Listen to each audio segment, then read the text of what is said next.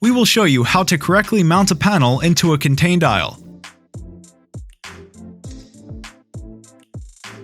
We will need 3mm hex key, cordless drill with size 7 socket bit, 8mm open-end wrench. Remove the hole plugs at the bottom from the frame columns on the aisle side. Measure the distance between racks.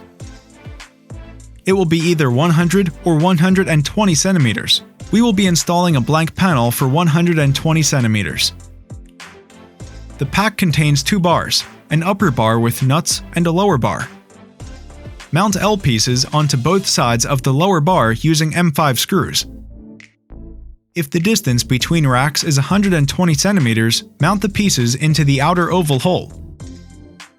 If the distance is 100 centimeters, use the inner hole instead.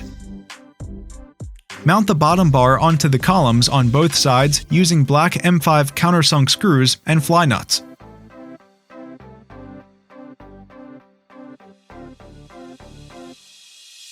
Insert the inner part of the lower bar into the bar with the teeth facing down. Mount the upper bar onto the ceiling section above the racks using M5 screws.